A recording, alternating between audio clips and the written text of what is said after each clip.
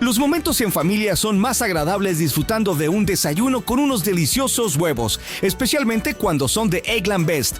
Tienen un sabor deliciosamente fresco y la mejor nutrición, como 6 veces más vitamina D, 10 veces más vitamina E y el doble de omega 3 y B12 que los huevos regulares. Para nosotros, los huevos pueden ser cocinados de cualquier estilo, siempre y cuando sean los mejores. Eggland Best, mejor sabor, mejor nutrición, mejores huevos. 7 de la mañana, 6 de la mañana en Canarias, en este lunes 1 de septiembre de 2025. ¿Qué tal están? ¿Ya se han levantado? ¿Sí? Pues venga, bienvenidos a Mañanas en Libertad.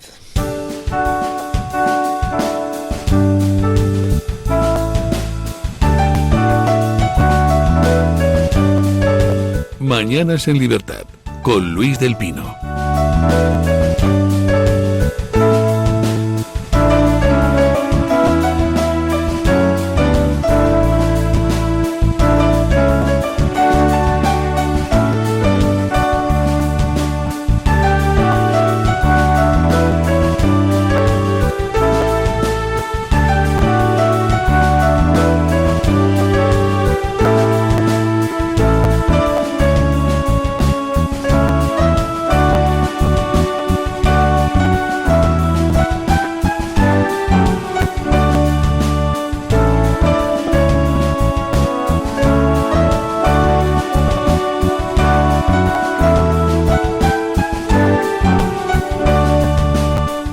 A partir de las 8:30 tendremos nuestra tertulia de lujo, hoy con don Mario Noya y don Javier Venegas.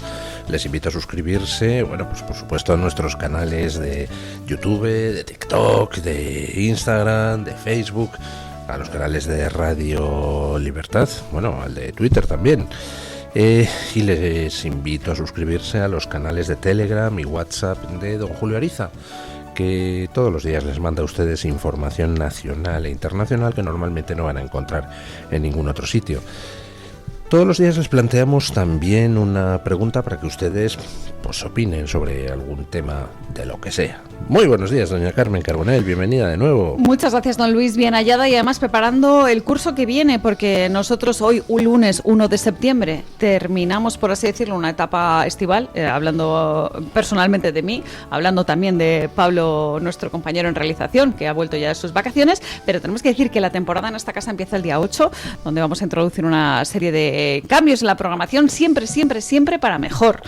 Y eso sí, hoy lo que les tenemos que preguntar es a propósito de Alberto Núñez Feijóo. ¿Qué cree usted que debería hacer prioritariamente Feijóo?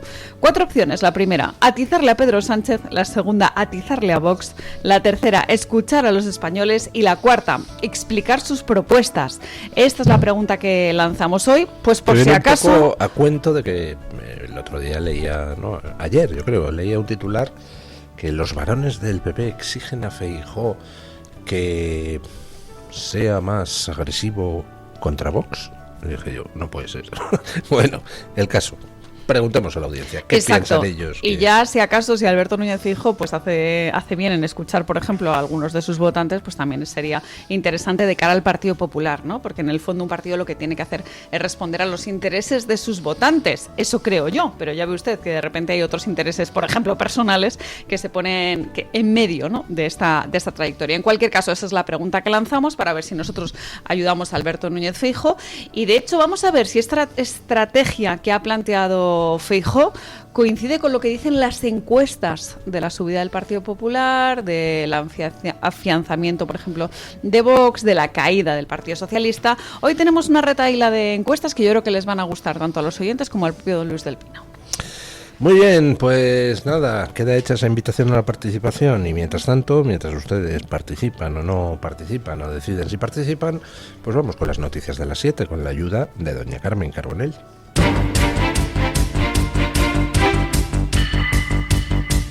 Luis del Pino es Radio Libertad.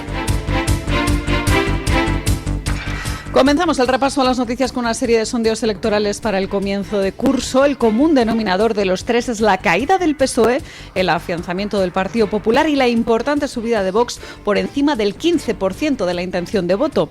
Comenzamos con el que sería más optimista para el PSOE, que aún así augura una clara victoria del Partido Popular. Según Electomanía, el PP obtendría 129 escaños, el PSOE caería hasta los 103 y Vox llegaría a los 64. Sumar se queda en tan solo 12 escaños, muy lejos de poder reeditar el pacto que llevó a Pedro Sánchez a la Moncloa. Por su parte, el sondeo de Sociométrica para el Español le otorga al PP 150 diputados frente a los 102 del PSOE y le da 53 a Vox, con Sumar en 11. De hecho, incide este diario en el titular que Feijóo afianza los 150 escaños para el Partido Popular, que es un número bastante simbólico. Y por último, la encuesta del Mundo proyecta igualmente al Partido Popular como primera fuerza política con una horquilla en torno a los 145 escaños, mientras los socialistas se quedan cerca de los 100 y Vox rondaría los 55. Subraya el diario El Mundo que la subida de Vox, que se dispara al 15%, está recogiendo algunos votos del Partido Popular. Añade que Santiago Abascal rompería su techo de voto impulsado por la inmigración y los incendios y que le roba más de 1 millón de votos a los populares. Por su parte, dice este diario que Pedro Sánchez solo retiene 2 de cada 3 votantes respecto a las pasadas elecciones del 23 de julio. En conjunto, los tres estudios apuntan a una pérdida de peso del bloque de la izquierda, un refuerzo del espacio de la derecha con un Partido Popular cada vez más cerca de la mayoría absoluta y Vox consolidado como tercera fuerza en el Congreso. Bueno, pues interesantes las encuestas de hoy. Ya saben ustedes que cada encuestadora pues tiene sus querencias, ¿no? Con lo cual, pues bueno, siempre hay que tomarse las encuestas como una fotografía, pero hecha desde un determinado ángulo. Pero lo que sí es interesante es comparar las encuestas consigo mismas, es decir, con las ediciones anteriores que esa misma encuestadora haya sacado. En primer lugar, si cogemos las 3 encuestas de hoy, que son las de Sigma 2 para El Mundo, Sociométrica para El Español y la de Electomanía, las 3 coinciden si las comparamos con los resultados de las elecciones del 23J. Comparando con los resultados de las elecciones del 23J, pues lo que tenemos es que el PSOE baja muy significativamente, Vox sube muy significativamente y el PP o se mantiene o sube, dependiendo de cuál de las 3 encuestas nos fijemos. Hoy por hoy, si se celebraran elecciones, pues entre el PP y Vox sumarían pues 200 escaños. 200 escaños es una mayoría absolutísima. Desde luego, sería imposible que Sánchez reeditara ningún tipo de gobierno Frankenstein. Serían posibles algunas combinaciones imaginativas a la europea, como por ejemplo acuerdos de gobernabilidad o de gobierno entre el PP y un PSOE sin Sánchez, cosas así, pero desde luego un Frankenstein con Sánchez y el resto de la purria sería ya imposible. Eso comparando las encuestas con lo que eran el 23J las elecciones, los resultados electorales.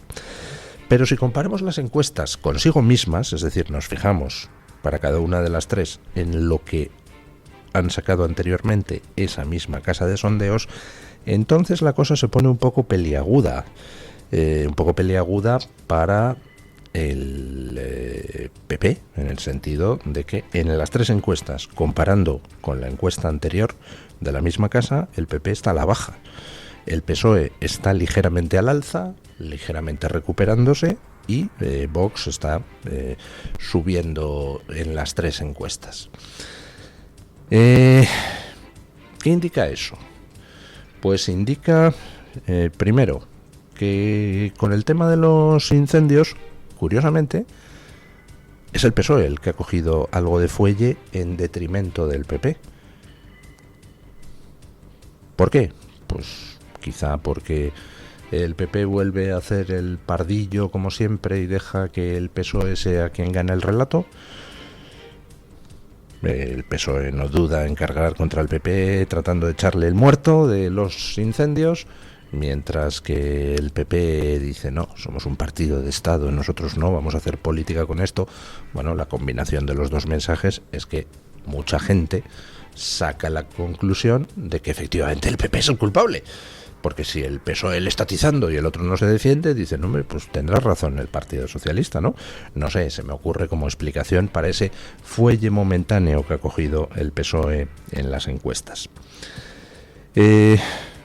Vox, pues continúa impulsado por lo que son los problemas fundamentales que en estos momentos tiene España, que son básicamente la situación económica y sobre todo el tema migratorio, donde es que es un no parar. Todos los días tenemos noticias que ilustran hasta qué punto la inseguridad es ya algo generalizado en muchas zonas de España y además con casos pues francamente siniestros. Luego hablaremos de alguno. El caso es que, bueno, pues no sé, supongo yo que en la calle Génova alguien tendrá que decir qué hacemos. Y de hecho, según publicaba El Mundo ayer, pues están analizando porque ven que parte de sus votantes se van a Vox. Luego compensan ellos, el PP, quitándole voto al Partido Socialista. Yo realmente ahí no veo un problema. Es decir, lo que se vaya del PP a Vox, pues al fin y al cabo queda en la buchaca general de lo que no es izquierda progre. Y está bien que el Partido Popular quite voto al Partido Socialista. Ese debería ser el objetivo. Pero bueno, no sé. Como en el PP se plantean unas estrategias tan delirantes y tan fuera de la realidad, pues entonces eso de que Vox les quite votos, por tanto, aleje la posibilidad de que puedan tener ellos mayoría absoluta o gobernar en solitario o gobernar con Junts y el PNV, les pone de los nervios. Bueno, pues no sé. Ante eso, pues yo qué sé, un relajante, una tila, alguna cosa de esas. Bueno, una noticia que no es noticia. Resulta que Noruega pues ejerció de intermediaria con ETA. Se ha publicado ahora. No digo se ha sabido ahora, porque esto es algo que lo sabemos desde hace muchísimo tiempo. Pero se ha publicado ahora. Escuchen. Les hablamos ahora de una información publicada por Voz Populi sobre las negociaciones de Zapatero con la banda terrorista ETA. El Ministerio de Exteriores de Noruega reconoció públicamente que en 2005 José Luis Rodríguez Zapatero pidió una intermediación discreta en las conversaciones del gobierno socialista con ETA. Según recoge el libro Los esfuerzos de Noruega por la paz y la resolución de conflictos en un mundo problemático, Oslo junto a Suiza sostienen que facilitaron lugares de encuentros seguros, transporte y que también su gobierno actuó como testigo de las reuniones. Se trata de la primera vez que esta mediación se admite de forma oficial, con un relato buenista que describe a la banda como un movimiento rebelde y sitúa el proceso dentro de una política de apoyo de Noruega a la resolución de conflictos. Sin embargo, el documento recuerda que las negociaciones fueron políticamente controvertidas en España y que ETA nunca dejó de atentar, lo que impidió alcanzar un acuerdo final. No obstante, sostiene que la combinación de la presión policial y el diálogo facilitado por Noruega ayudó a crear la dinámica que desembocó en el fin de la actividad armada de la banda terrorista ETA en el año 2011 y la posterior disolución en 2018. Zapatero, por su parte, ha defendido en varias ocasiones esta vía de diálogo, afirmando que permitió la integración en la vida política de la llamada izquierda abertzale. Que la banda de Don Corleone se ha disuelto. Dice, oiga, ¿cómo que se ha disuelto? Si lo que han hecho ha sido ustedes hacerles a todos senadores de los Estados Unidos. Y dice, pero ahora se dedican a la política. Bueno, digo que esto no es una noticia que se sepa ahora. Lo sabíamos desde hace muchísimo tiempo y yo lo he denunciado en las ondas de radio muchas veces y lo denunciaba Francisco José Alcaraz cuando era presidente de la Asociación de Víctimas del Terrorismo. Aquellas negociaciones con ETA en Noruega pues eran algo sabido extraoficialmente, nunca se había reconocido oficialmente. Quien nos podría hablar mucho de esas negociaciones es Margarita Robles, ¿verdad? ¿Ha estado Margarita Robles alguna vez en Noruega? ¿Ha estado por allí haciendo turismo en alguna ocasión? Sí, ¿verdad? Bueno, el caso es que cuando llega Zapatero al poder, se produce un fenómeno curioso. ETA estaba muerta. Los años del gobierno de Aznar habían hecho que ETA ya no tuviera ni cobertura legislativa, ni cobertura financiera, ni cobertura internacional. ETA estaba en las últimas, tenía todavía terroristas, los suficientes como para que hubiera que seguir dedicando esfuerzos de los servicios de información para intentar acabar con esos últimos reductos, por cierto, muy infiltrados. Y bueno, pues cuando Zapatero llega al poder, entonces, de repente lo que se hace es revivir a ETA, hacerle el boca a boca a esa ETA que estaba muerta, para poder simular que se negocia con ella. ¿Qué quiero decir con lo de simular?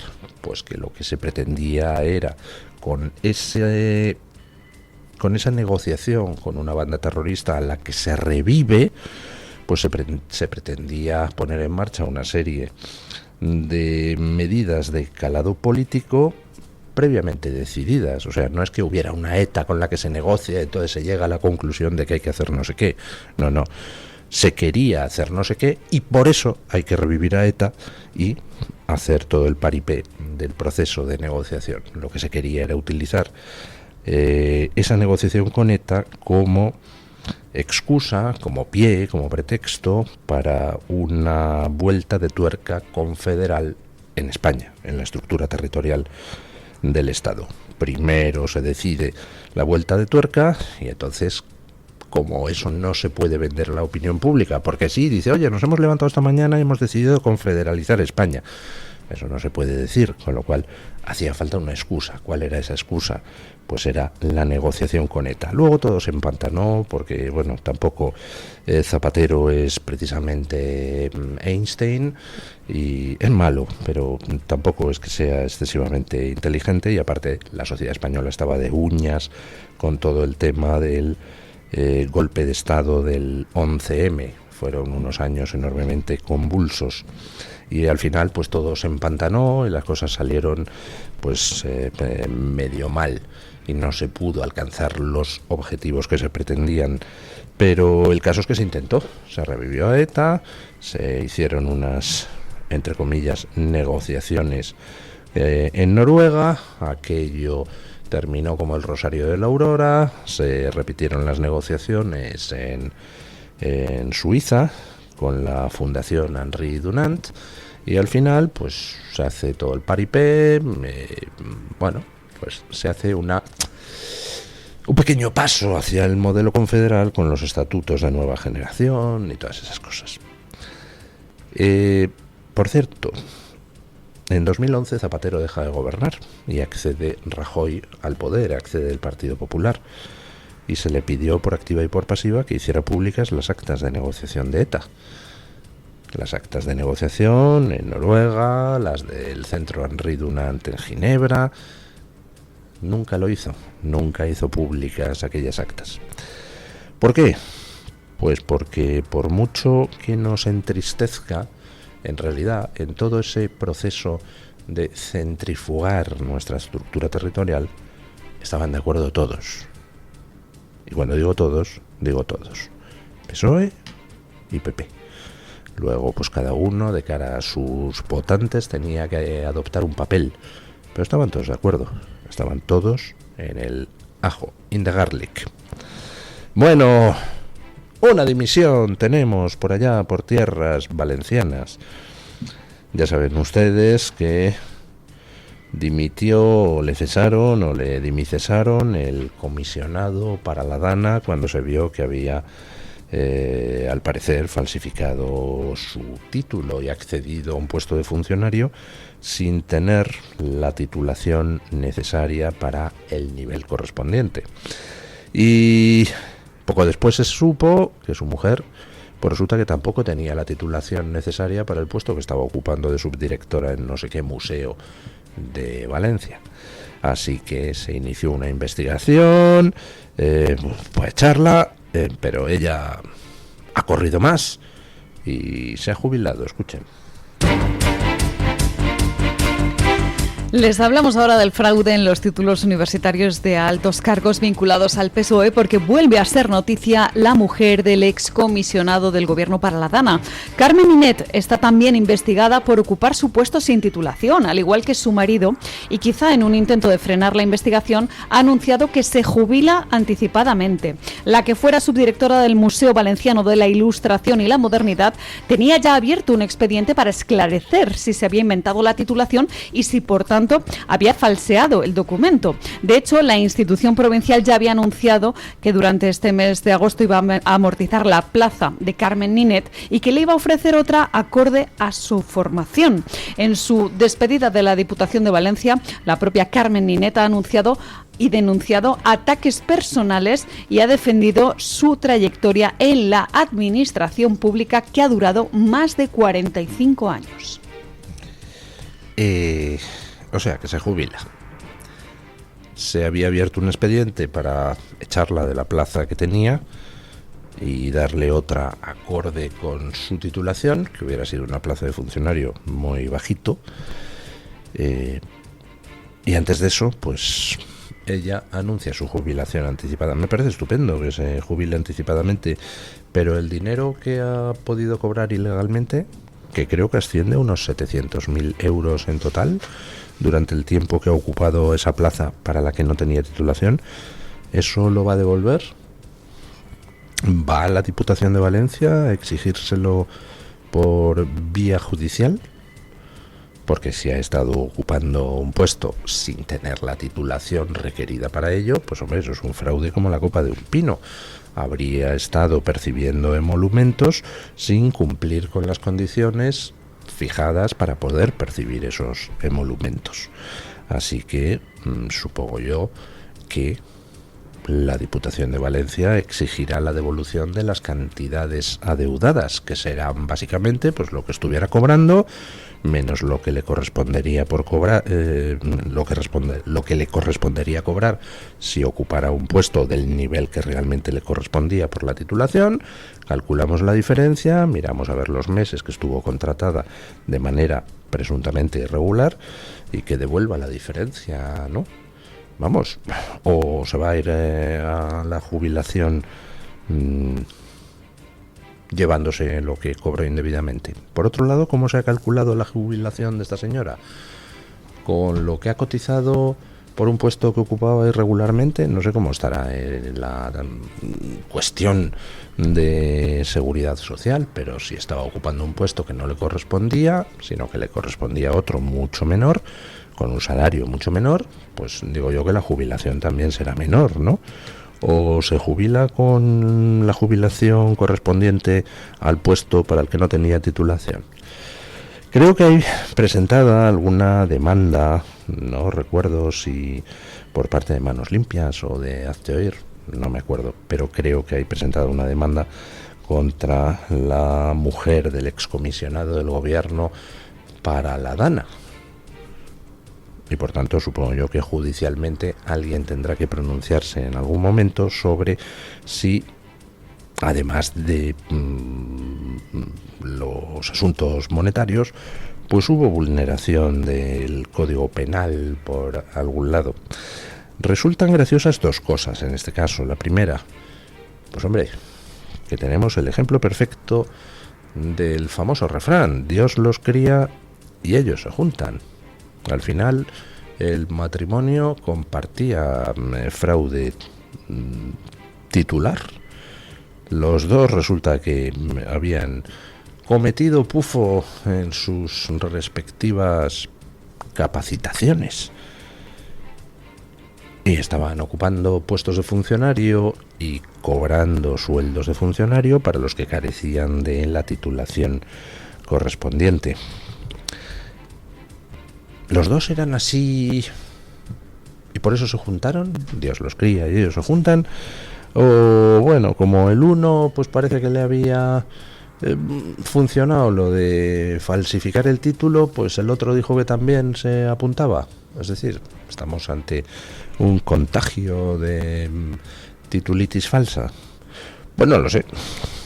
La segunda cosa que me llama la atención es: esta señora se jubila, la Diputación dice que va a amortizar la plaza, amortizarla, o sea, desaparece la plaza. Quiere decir que era una plaza innecesaria, ¿no?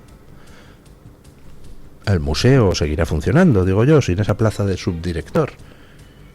Porque si no, no amortizarían la plaza, sustituirían a la buena señora. Entonces, si el museo puede funcionar igual sin esa plaza de subdirector, ¿por qué había una plaza de subdirector? ¿Cuántas plazas como esta hay en organismos públicos en España? ¿Cuántas decenas y decenas de miles de gente afín al PSOE, supongo que también al PP, están colocadas en puestos que realmente son innecesarios? Es decir, ¿cuántas decenas de miles de personas nos están robando? Porque si alguien ocupa un puesto innecesario, pues hombre, está cobrando un dinero de todos los españoles que en realidad no tendría por qué cobrar porque no hace ningún trabajo útil, ¿verdad? En fin, bueno, del otro lado del charco nos llegan más noticias de las cosas que hace el hiperactivo de Trump. Está preparando una reforma, pues que parece mentira que tenga que efectuarla. Figúrense el grado de fascismo al que llega Trump, que pretende que todos los americanos, a la hora de votar, se identifiquen. ¿Dónde vamos a llegar haciendo estas cosas? Escuchen. Terminamos este bloque de noticias en Estados Unidos, donde el presidente norteamericano quiere revisar los sistemas de votación que existen actualmente en aras de la transparencia. De hecho, Donald Trump ha anunciado que va a firmar una orden ejecutiva para exigir la presentación de una identificación en todas las elecciones en Estados Unidos. El presidente norteamericano incidió en que también va a limitar el voto por correo porque sigue generando algunas dudas sobre el fraude electoral. En un mensaje en Truth Social, el presidente republicano insistió en que solo deben usarse papeletas de papel y realizar un conteo manual, cumpliendo así una de sus promesas de campaña frente a Kamala Harris en el año 2024. El plan de Trump también busca prohibir las máquinas de votación electrónicas que, de momento, siguen generando algunas dudas. La Constitución norteamericana otorga, de momento, a los estados la organización de las elecciones. El propio Donald Trump ya intentó implantar esta medida a principios de año, y es que mantiene así su discurso contra el sistema electoral norteamericano, al que sigue acusando de fraude desde el año 2020. Vamos, que en el año 2020 hubo un fraude como la copa de un pino, pues lo siento, pero no lo duda nadie. No lo duda nadie de manera real. Básicamente hay tres problemas con el sistema americano, el sistema electoral. El primero es la no exigencia de identificación.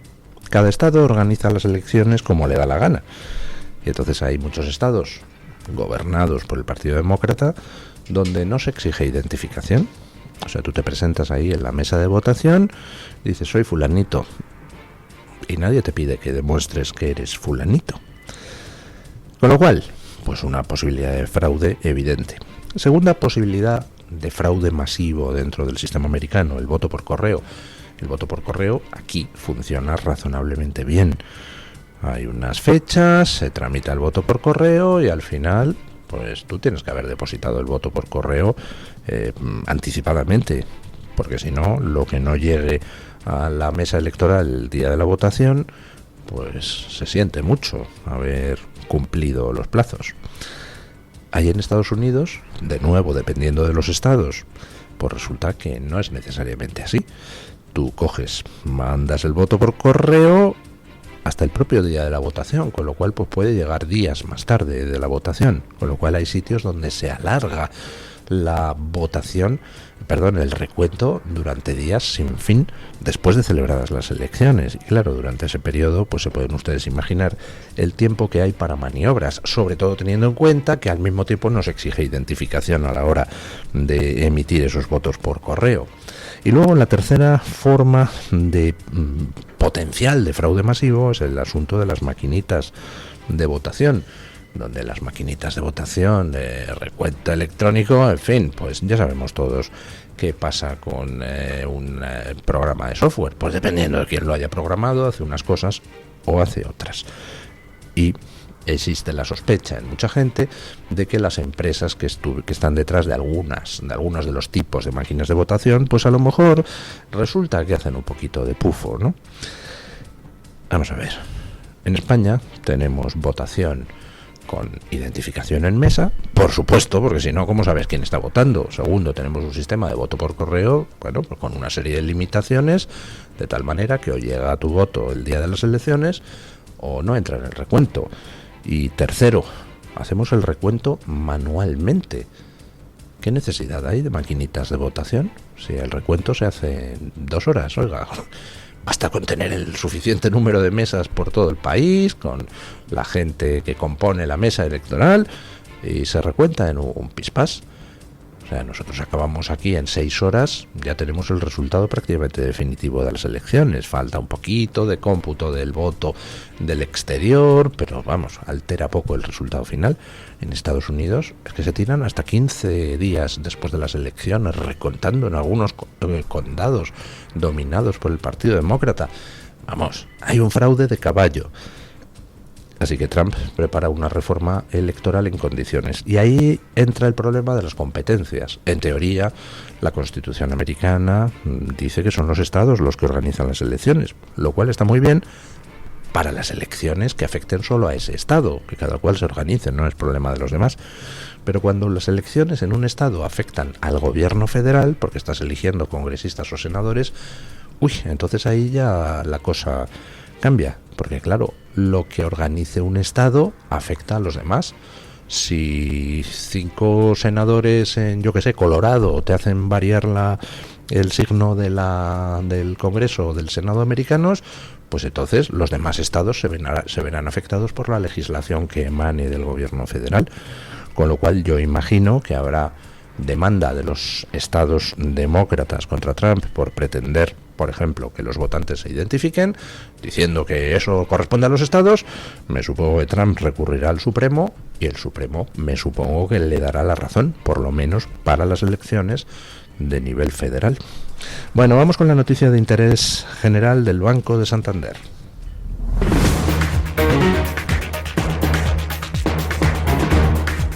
Banco Santander ofrece este espacio. Tailandia planea regalar 200.000 billetes de avión nacionales a turistas internacionales entre septiembre y noviembre para promover zonas menos visitadas del país. La campaña Boy International Free Thailand Domestic Flights ofrece hasta 40 euros en vuelos de ida y 90 euros en vuelos de vuelta a quienes hayan comprado un billete internacional, excluyendo destinos masificados como Bangkok o Phuket, para dirigir visitantes hacia regiones como Isaan, Phetchaburi o Ayutthaya. El gobierno destinará 18 millones de euros a esta iniciativa, esperando generar ingresos directos de 220 millones de euros y un impacto económico total de 588,6 millones. Tailandia busca completar su recuperación turística tras la pandemia, habiendo recibido 35,5 millones de visitantes en 2024, cerca de los 39,87 millones de 2019. Banco Santander ha ofrecido este espacio. Mensaje de Marga para sus jefes. Oye, chicos, que muchísimas gracias por todos estos años juntos. Pero me lo voy a montar por mi cuenta, ¿vale? Que como siempre me decíais que llamándome Margarita me pegaba a tener una floristería, pues os he hecho caso. Me he lanzado y ya tengo el local. Se va a llamar De Flor en Flor.